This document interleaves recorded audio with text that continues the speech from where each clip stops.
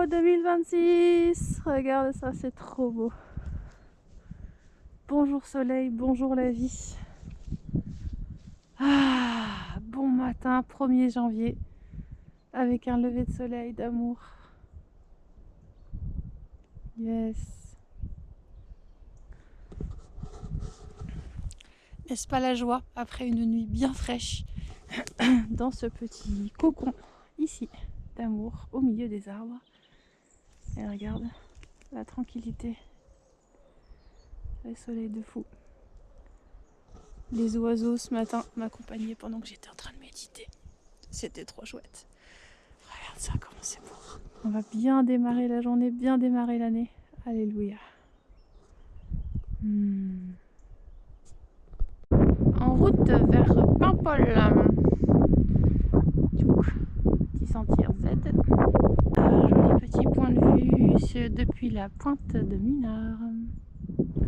Regarde ça.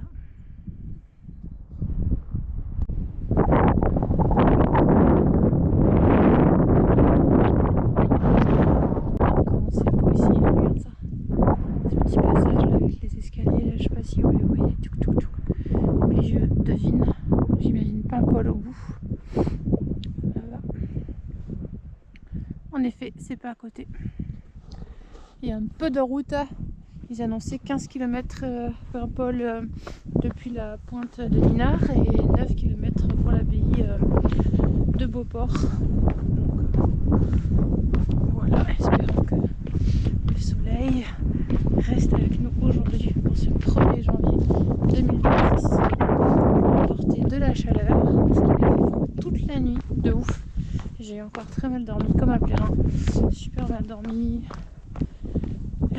Voilà, mais ce matin j'ai eu la joie de me réveiller avec un beau lever de soleil, le chant des oiseaux et des belles couleurs dans le ciel. Donc c'était vraiment joyeux pour démarrer l'année en beauté. Voilà, puis on continue à cheminer dans cette belle Bretagne sur ce beau GR34. Regarde là, il y a des escaliers. C'est presque la Réunion, on dit. Presque. Hein. Il y a juste une petite différence. Parce qu'il y a l'océan. Ça va. Il y a les escaliers. Ça va. Ça monte, ça descend. Ça ressemble. Jusque là, tout va bien. Mais alors après, c'est la différence, c'est la chaleur. Là, voilà, quoi. On sent qu'on n'est pas dans le même hémisphère, quoi, tu vois. Pas tout à fait pareil. D'ailleurs, à cette période, c'est l'été, hein, la Réunion, je précise. Donc, voilà. Allez, ciao.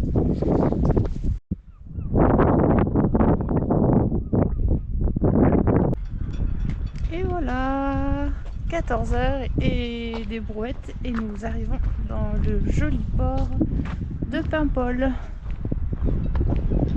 Ça.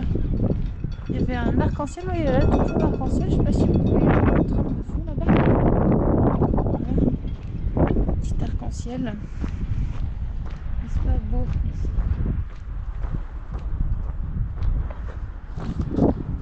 Un arc-en-ciel, ça annonce des miracles. J'aime bien les arcs-en-ciel. Ça fait 4 heures que je marche depuis ce matin, là, au départ de Bréhec. Et puis, pour la première fois depuis 10 jours, on a eu un peu de pluie. Là. Quelques gouttes de pluie. Ça va pas durer très longtemps. Mais ça suffit pour sortir le parapluie et le kawaii quand même. Voilà, mais regarde. De nouveau, le soleil est là. C'est ça qui est beau en Bretagne. Alors là, l'enjeu maintenant, c'est de trouver un endroit au chaud pour aller au moins boire une boisson chaude. Et ça va être, je pense, ici, au Vieux Grément. Nous allons voir si c'est le bon endroit. Alors le Vieux Grément, ça avait l'air super cool, super chaud et tout. trop chaud à l'intérieur, mais ils n'avaient pas de wifi. Alors du coup, comme j'optimise mes pauses pour boire quelque chose de chaud et en même temps publier des vidéos et me connecter au wifi, recharger mes portables, tout ça, du coup je change d'endroit. Et le nouvel endroit qui a l'air proposé, c'est le bistrot gourmand.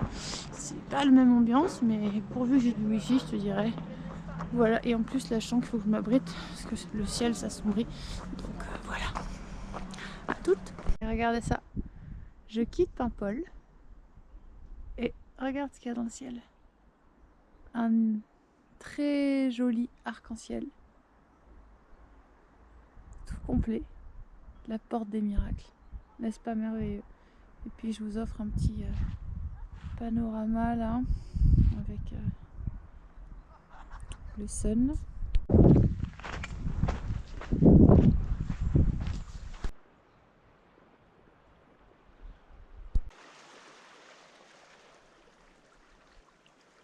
Voilà, et en chemin, on arrive vers cette jolie petite chapelle, chapelle de la Trinité.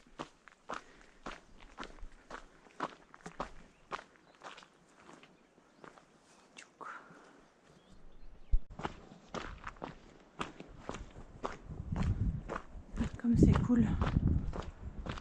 Bon, je crois que c'est Plouaznec. Oh. Le petit bled là, c'est Plouaznec ou quelque chose comme ça. Je crois. Bon matin la vie, 2 janvier aujourd'hui. Un petit point. Aujourd'hui cette nuit j'ai dormi à Plouaznec. Et là, ici, le départ en fait de la vedette pour aller à l'île de Bréa. On voit ces petites îles juste en face là.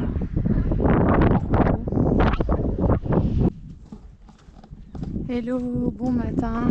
Aujourd'hui, donc 2 janvier, je me disais juste il y a quelques instants, je suis partie de Plouaznec ce matin et je suis en marche donc pour Les Ardrieux, en tout cas dans la direction de Les Ardrieux.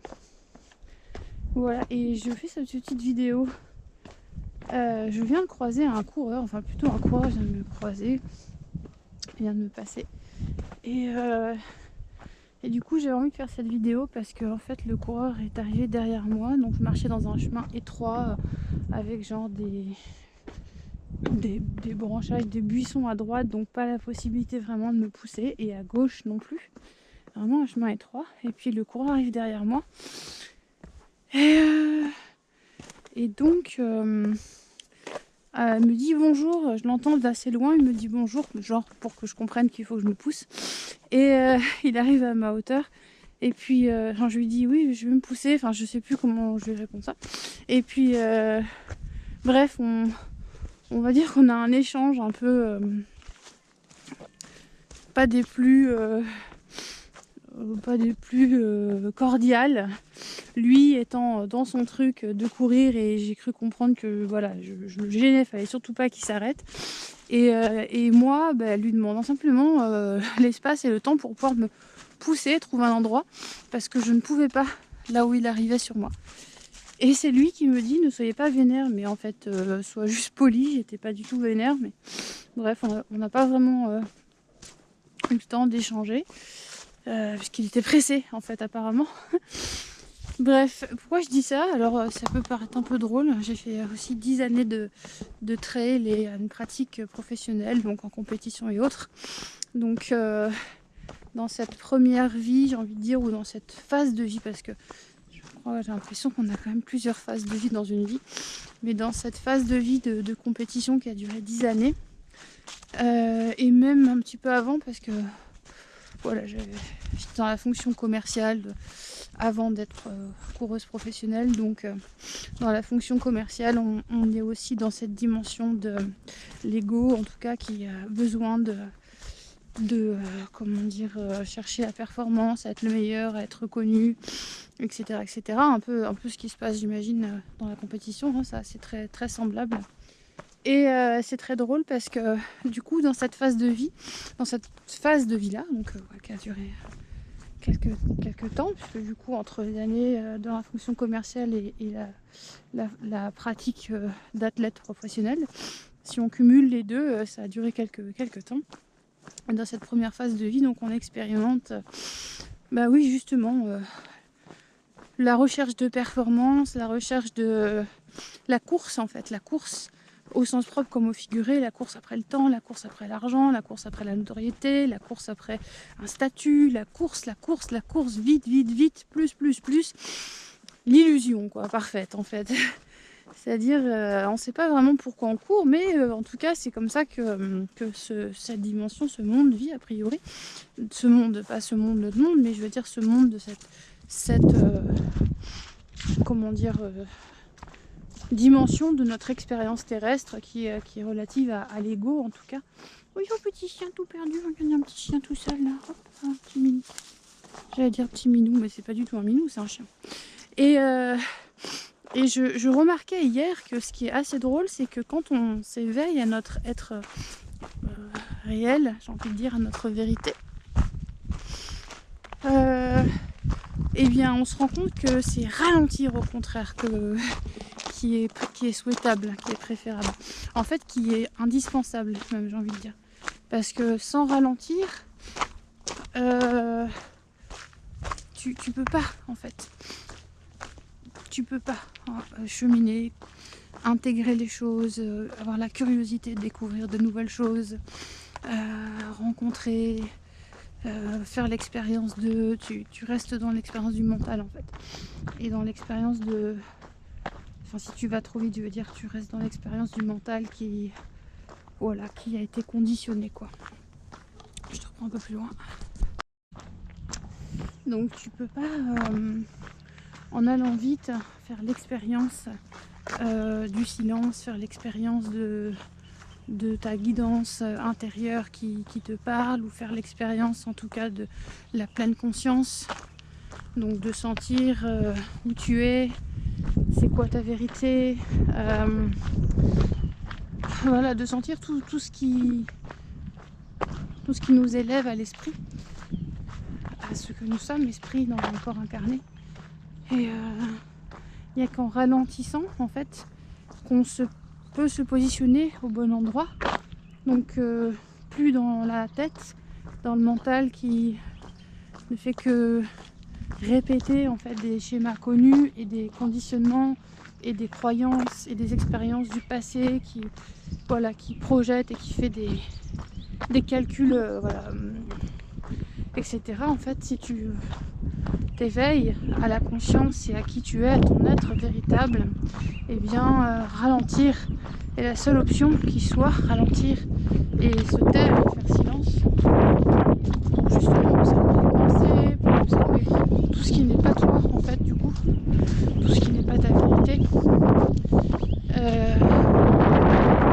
se positionner dans l'espace du cœur, l'intelligence divine, le cœur, la sagesse divine en nous qui sait ce qui est bon pour nous, qui sait. Et grâce au cœur qui nous guide dans la bonne direction.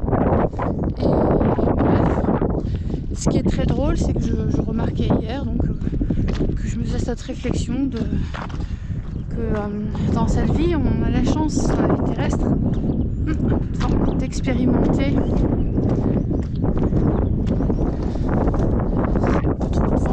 plus tard, sinon je sais qu'à la caméra c'est pas confortable pour le son. Donc cette première vie, en tout cas cette première phase de vie où on expérimente la dimension matérielle, la dimension du conditionnement, certains appellent la matrice, moi je raisonne pas avec ce mot, voilà. Mais en tout cas ce qui conditionne, on va dire, l'esprit ou le mental, et qui nous fait croire les choses et dans lesquelles on évolue, croyant que c'est la réalité, avant de s'éveiller et de se rendre compte que la vérité est ailleurs, comme le disait une certaine série. Et voilà, donc du coup, la vitesse, la croyance qu'il faut aller plus vite, faire mieux, être meilleur, Tu vois, parce que je pensais à ça par rapport aux différents périples. Là, dans le GR34, ce GR34, là, je fais un pèlerinage, clairement. Donc, je suis vraiment dans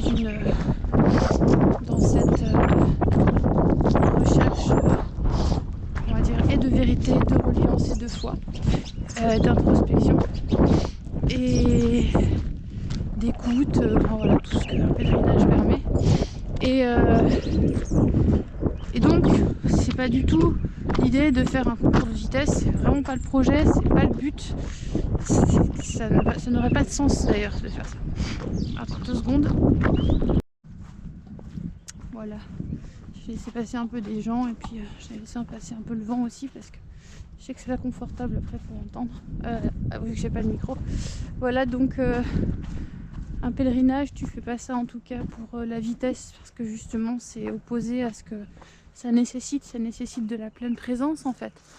De la pleine conscience dans tes choix. Hop là. D'entendre ce qui est là pour toi, ce qui est... Wow, c'est boueux là. Wow, là c'était caca. Pardon.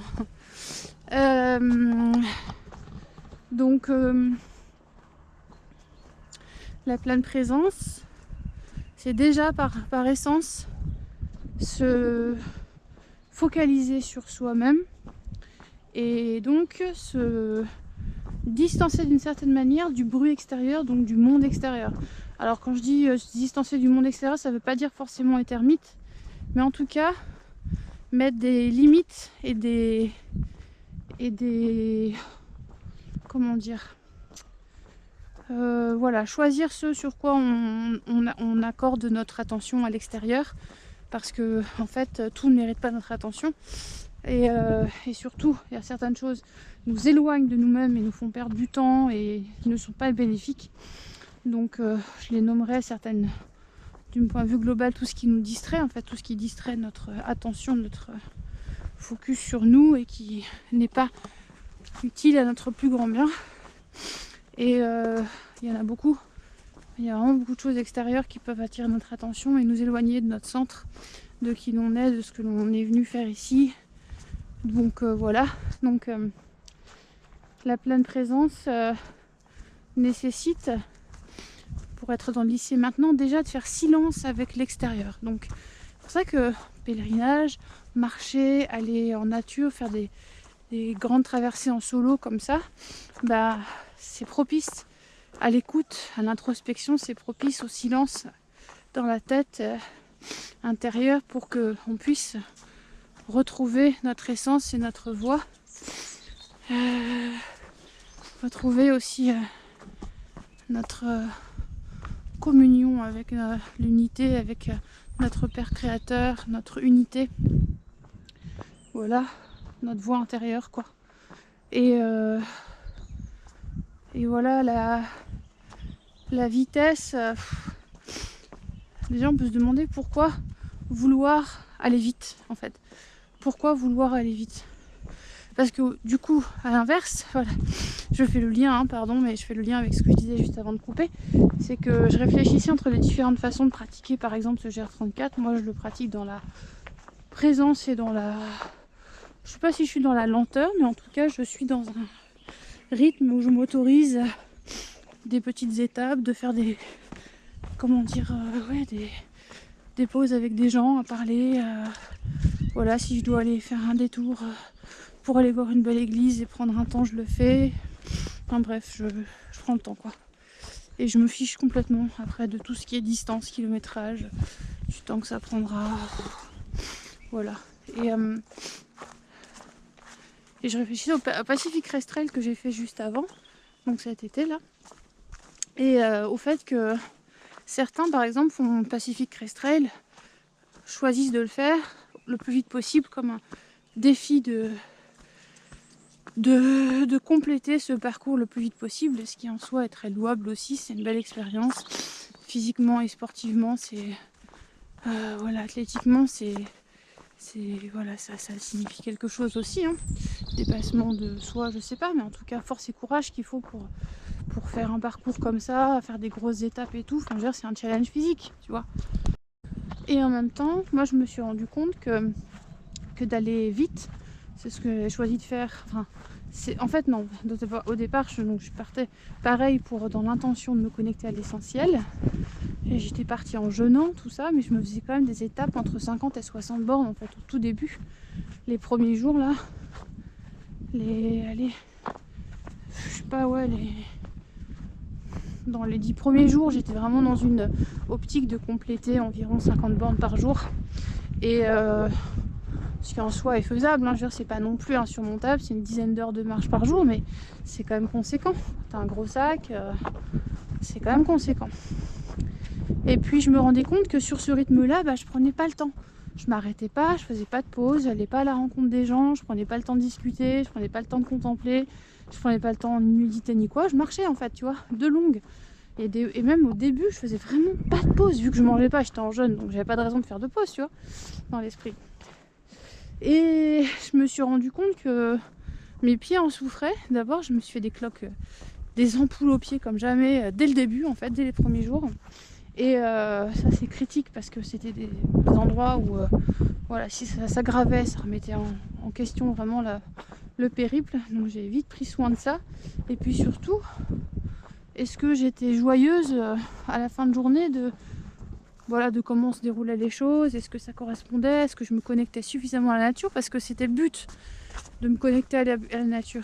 Et donc d'aller trop vite, ou de faire des grosses étapes, imposer un rythme et surtout m'empêchait de faire des pauses.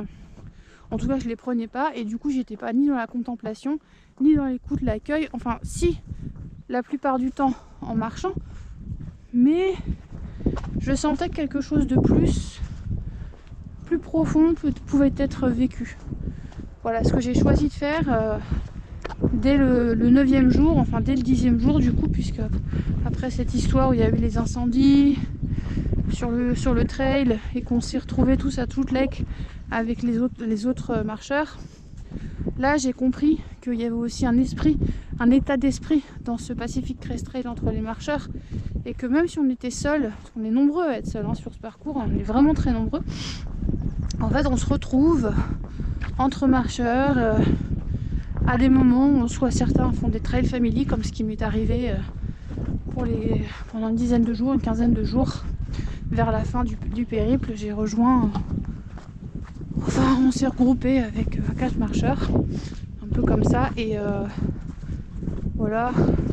Donc j'ai aussi vécu l'expérience d'être en groupe.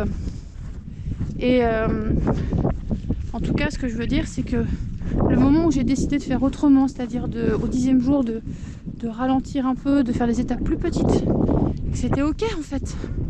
Qu'est-ce que j'avais à prouver? Parce qu'en fait, la vitesse, n'est-ce pas toujours quelque chose, une part de nous qui cherche à prouver, tu vois, à se prouver à soi-même, hein, même pas forcément pour les autres, mais à se prouver à soi-même qu'on est fort, qu'on mérite, tu vois, parce qu'on en a chié, tu vois, pardon, le mot est pas beau, mais je le dis quand même, c'est celui-là qui est sorti, donc voilà.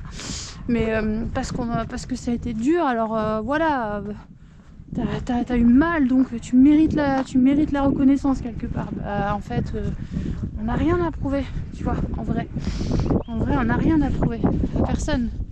Notre Père, notre Créateur, divin Créateur, nous a déjà reconnus, déjà validés. Il nous aime comme on est, on n'a rien à prouver à personne, ni même à soi-même en fait. Tu vois. Et quand tu lâches avec ce besoin de prouver, de prouver que tu mérites en fait, quelque part, parce que c'est un peu ça le truc, que tu mérites l'amour, la reconnaissance, je sais pas, le respect, j'en sais rien, les choses en fait, que tu mérites les choses.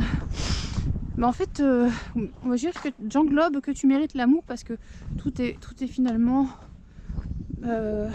amour au sens de même. Oui, voilà, on va l'englober comme ça, plus simple. Donc, je veux dire, quand tu lâches avec cette croyance ou ce besoin de croire que tu dois faire des choses extraordinaires pour être aimé et pour mériter l'amour, forcément, entre guillemets, pourquoi tu cherches à, voilà, à aller vite dans ta journée. Donc quand tu vas bosser, pourquoi tu cherches la performance, à moins qu'elle ne soit utile, j'allais dire, dans ton parcours d'évolution, parce que par exemple la performance athlétique, c'est aussi une construction de l'être aussi. La performance athlétique nécessite d'aller chercher des valeurs en soi, d'aller chercher la force en soi, la force intérieure, et d'aller chercher aussi des intentions, pourquoi on fait ça, du courage, de l'engagement. Bonjour. Donc du courage, de l'engagement, tu vois, de la volonté. Donc la performance athlétique en soi, elle requiert quand même des valeurs fondamentales qui participent à l'évolution, à la construction de l'être que nous sommes. Donc voilà, pour ça je disais que chercher à faire le meilleur temps possible, par exemple sur le Pacific Crest Trail, a du sens en soi si c'est pour toi que tu le fais en fait. Après, quand tu es dans un système de compétition, ce qui est un tout petit peu différent, c'est es-tu toujours centré sur ta propre évolution, c'est-à-dire ta propre performance athlétique, c'est-à-dire le propre fait de t'améliorer toi-même pour donner le meilleur résultat possible, quel qu'il soit, je veux dire, que ce soit un temps, que ce soit le fait de finir une course ou quoi que ce soit, ou es-tu centré sur ta gloire, entre guillemets, c'est-à-dire es-tu centré sur le fait de briller, d'arriver premier, de gagner à tout prix, d'avoir qu'on te reconnaisse quoi, pour ce que tu as fait. En gros, cherches-tu la performance pour toi-même, ton propre parcours, ou le cherches-tu pour être reconnu des autres, ce qui est assez différent du coup. Enfin, j'interromps la caméra parce que j'ai le nez qui coule, alors du coup voilà, j'ai besoin de faire quelques petites pauses. Et voilà, donc cette histoire de performance en tant que telle dépend de toute l'intention que tu as avec cette idée de performance en tout cas. Parce que dans un but d'évolution, on peut imaginer que c'est utile à notre progression, mais dans un but de faire plus, toujours plus, sans le respect de soi-même, pour sa propre gloire ou pour amasser des biens, pour amasser des choses, là pour le coup on n'est plus dans l'amour, on est dans une autre intention qui n'est pas entre guillemets celle qu'on est venu, qui en tout cas est peut-être pas tellement la volonté de Dieu, notre créateur, parce que faire les choses pour soi-même, donc relève de l'ego, relève de l'égocentrisme et de l'ego et de la croyance de la dualité, la croyance qu'on est séparé du monde et qu'il faut faire des choses pour soi-même, pour sa propre gloire quoi.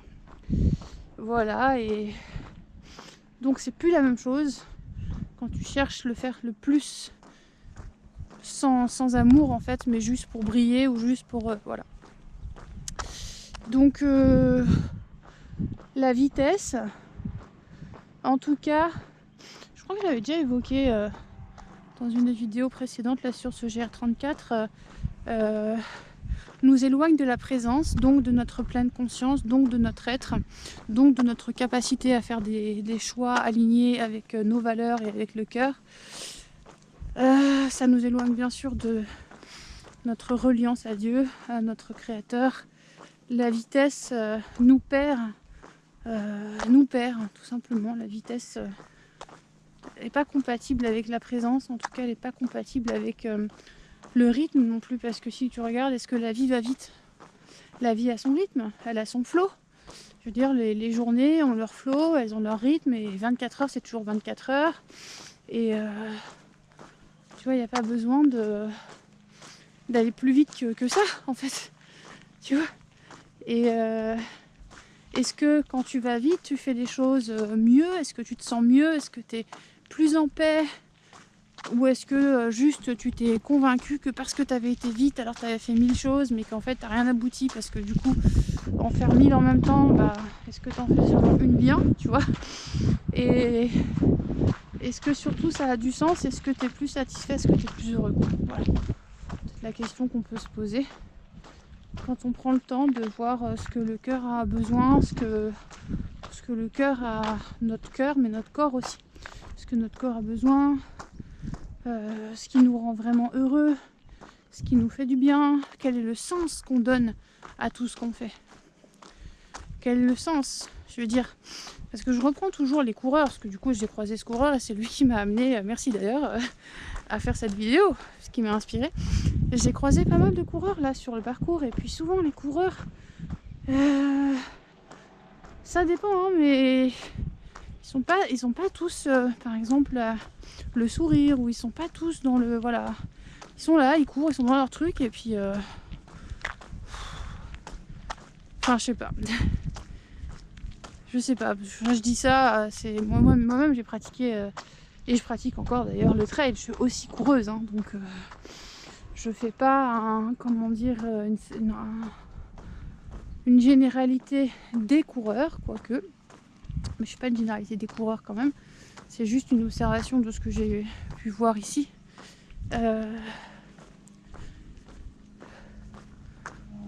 Voilà, non mais est-ce que tu fais les trucs... Est-ce que quand tu fais ce que tu le fais dans le plaisir? Mais ça, j'en ai déjà parlé en fait. Est-ce que tu le fais pour le plaisir, ou est-ce que tu le fais pour te contraindre, pour te punir d'un repas trop copieux, ou est-ce que tu le fais pour le plaisir d'apprécier la vue, le sentier, la vie qui est à travers toi? Est-ce que tu le fais dans la conscience, ou est-ce que tu le fais dans la tête? En fait, ça, j'en ai déjà parlé. Ouais. Donc voilà, c'est pour ça que je remarquais les coureurs qui étaient ici. Ils sont pas forcément toujours... Mais bon. Comme ce matin, il avait l'air pressé en tout cas, le monsieur. Donc voilà. Voilà, je vais pas m'étaler plus longtemps sur ce sujet. Et puis j'avais juste envie de partager ce qui est là. C'est un peu ce que je fais, tu vois. Les pensées, les choses qui me traversent grâce à ce beau périple à marée basse. Là. Hop là. Ça permet aussi de s'observer, nous, dans là où on en est, la conscience aujourd'hui, ou la présence, qu'est-ce qui est là et qu'est-ce qui remonte. Voilà, allez, on se voit plus tard. Plein d'amour à vous. Que nous sommes ici dans le joli petit port de pêche de Logivi, un petit village typique a priori. Il y aurait un bar, d'après ce que m'a raconté un promeneur hier, qui promenait son chien, que j'ai rencontré hier soir, alors que je cherchais un endroit pour me poser.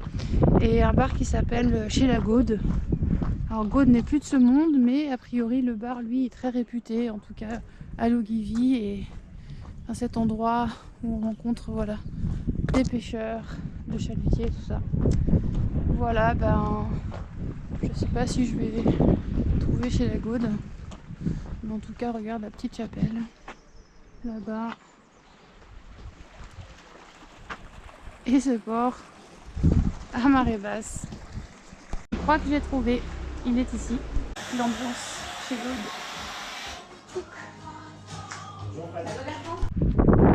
Voilà, on repartit dans le joli petit village de Logivi, avec sa bord de côte, super, super beau.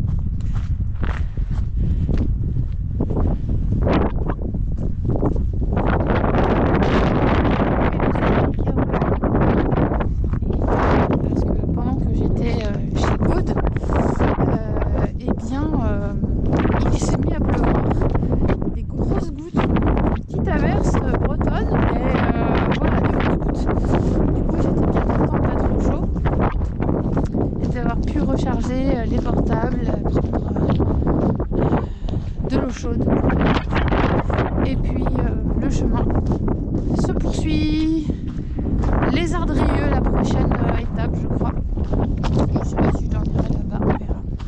Selon ce que je me sens inspirée. Parce que j'y suis dans 2h30 a priori, donc ça va faire tôt. On verra.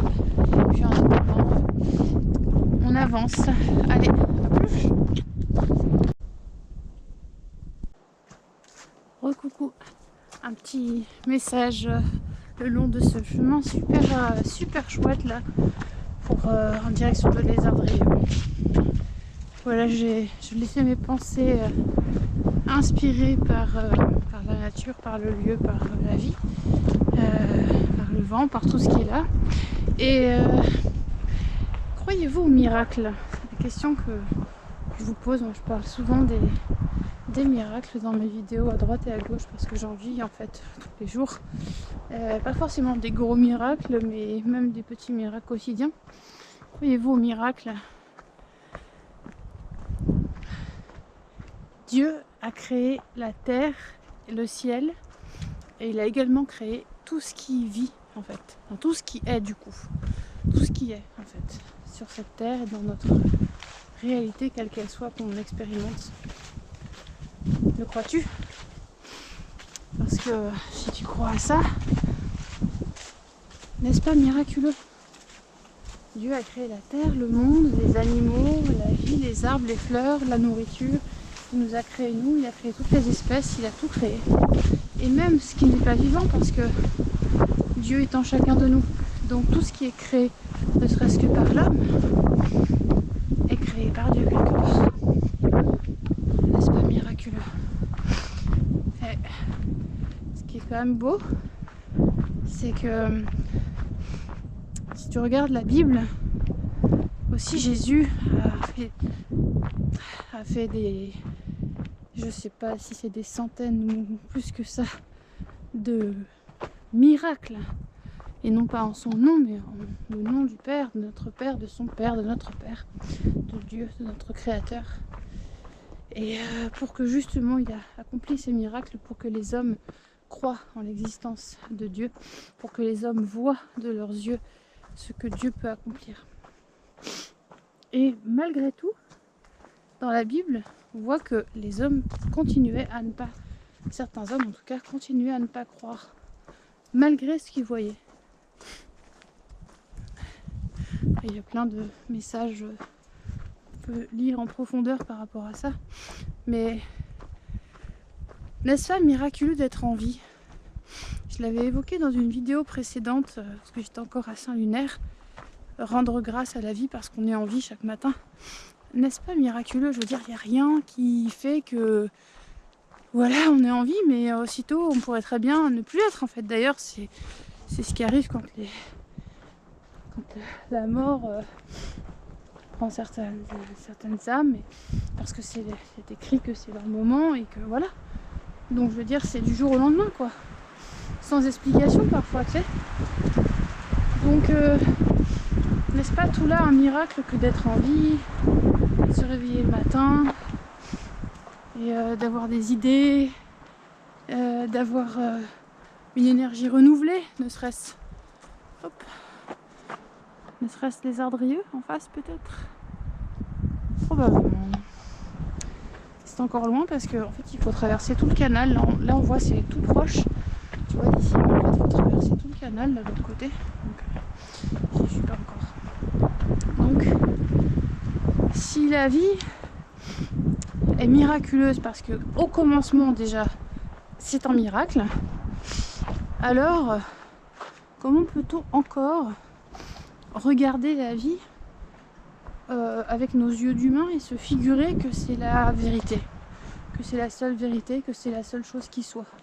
Comment peut-on continuer d'ailleurs seulement à regarder la vie avec nos yeux d'humain sans aller chercher je crois que c'est par là. Sans aller chercher où est la vérité, ce qui est vérité?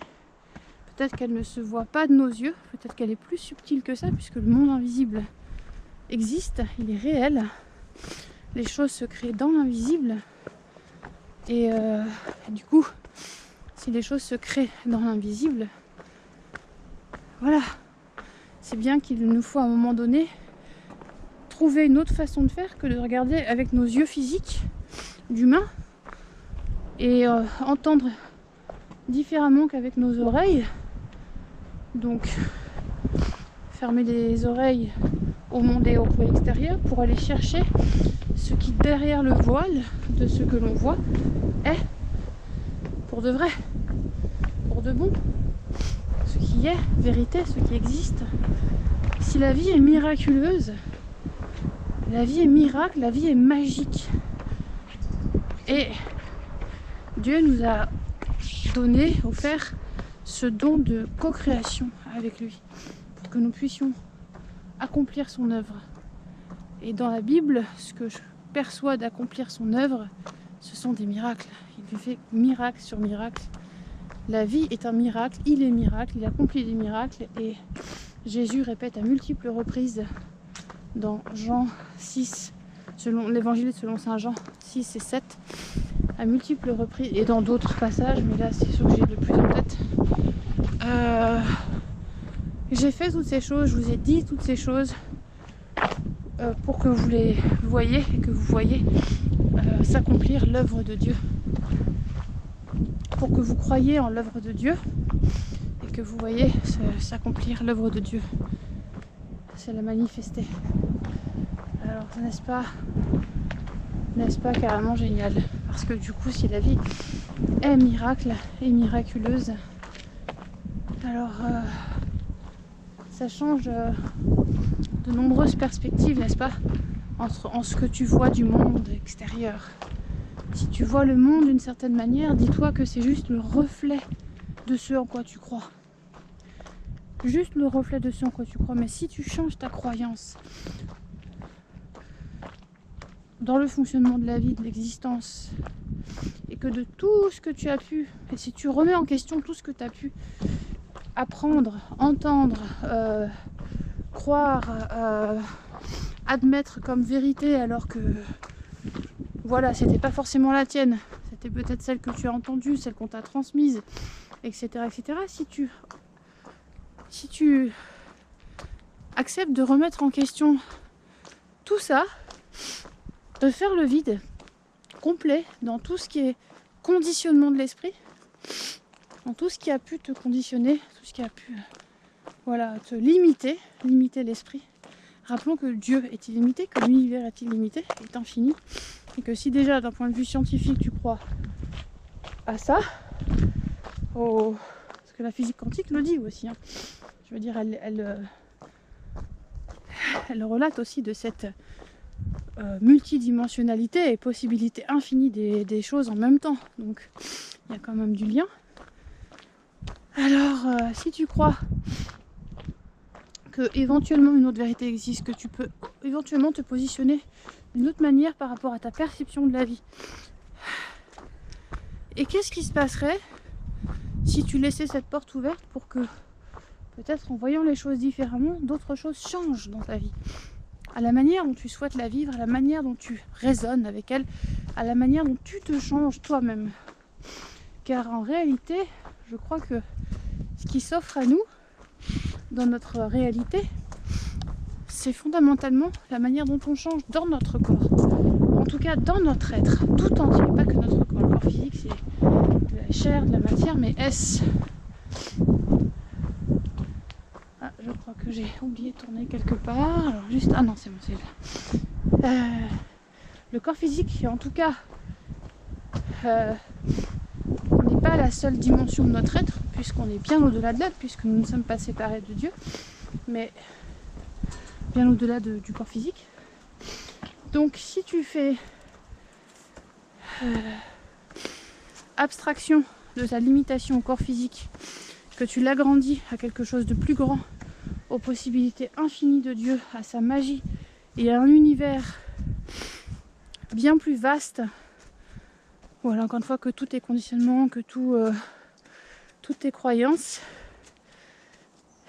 et que tu t'en remets à la parole aussi de Dieu, qui à travers les Écritures, saintes Écritures, où Jésus témoigne des miracles, alors est-ce que les miracles peuvent s'accomplir aussi pour toi dans ta vie? Est-ce que tu crois que tu peux participer à ce changement, être le changement dans tout ton être, commençant justement par l'état d'esprit, l'esprit. Le changement, je parlais du changement, pas forcément que dans le corps. Il y a des pratiques qui permettent de laisser la place pour que l'ancien s'en aille. Le jeûne par exemple, faire de l'espace, libérer l'ancien, les anciennes. Voilà. Je reparlerai du jeûne un peu plus tard.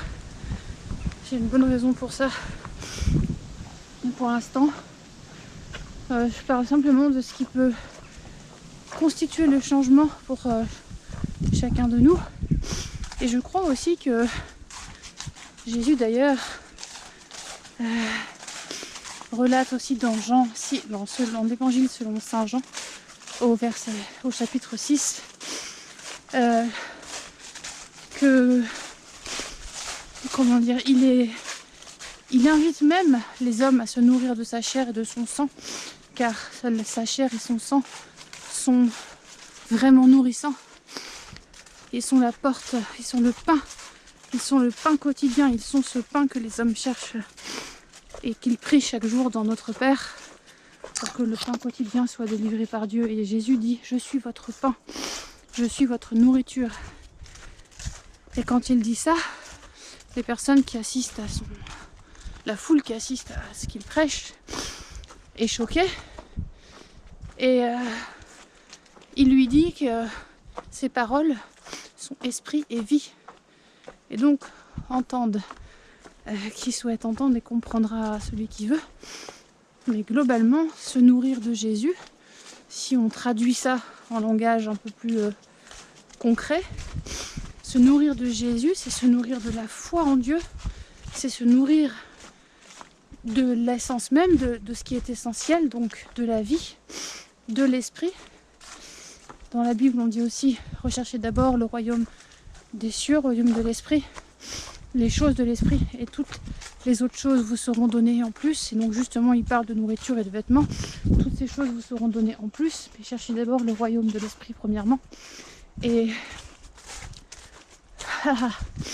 il est bien dit à plusieurs reprises, indiqué quand même que c'est l'esprit et la vie.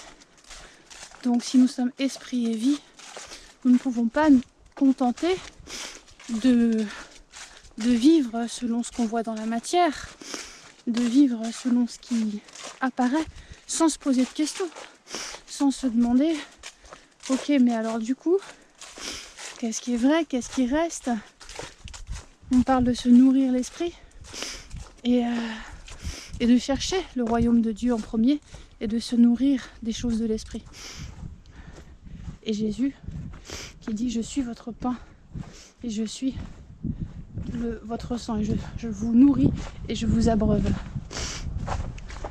Donc je vais terminer là-dessus parce que c'est une belle occasion de méditer sur ces paroles ou d'aller voir en fait dans la Bible, donc à l'évangile selon Saint Jean,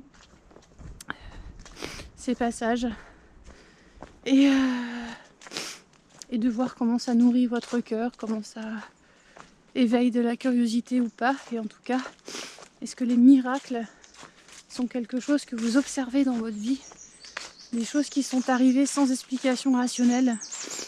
Soyez témoins de ces miracles quotidiens et peut-être partagez-les, réfléchissez à propos de ça, rendez grâce à Dieu. Voilà, que la paix soit sur vous et plein de miracles à vous. Ciao.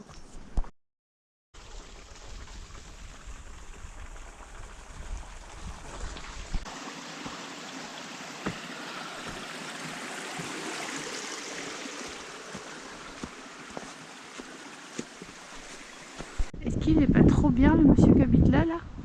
Enfin le monsieur ou la madame d'ailleurs, je ne sais pas, mais regarde ça. Cette petite maison là. Avec la plage privée.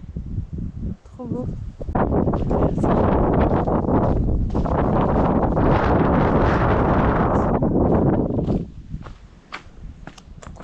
Jardin.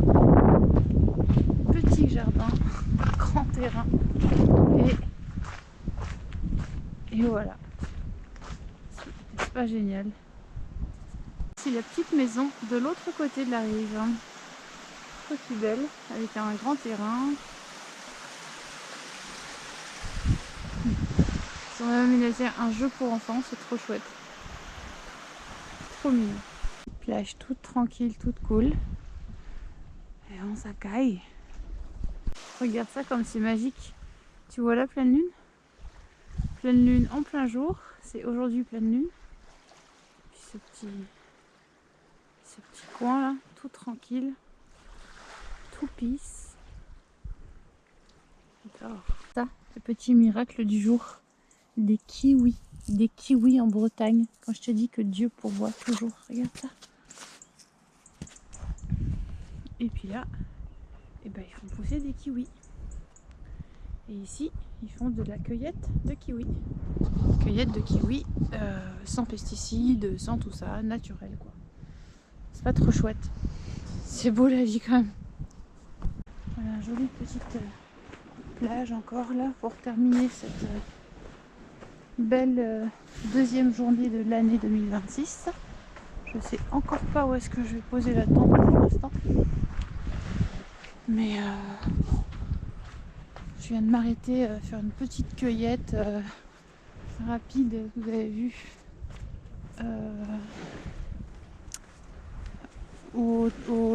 Chez les gens là où il y avait les kiwis.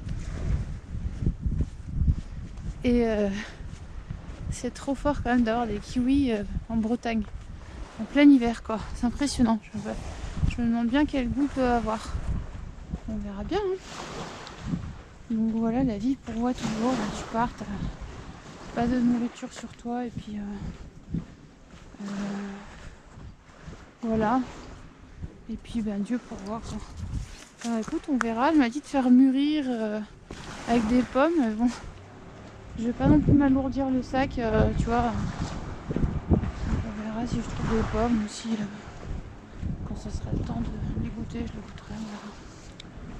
Voilà. Petite vue sur la mer. Là.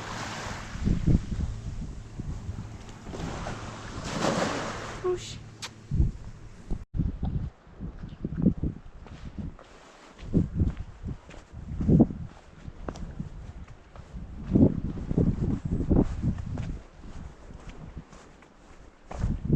Allez, on continue un peu, trouver un endroit pour faire dodo.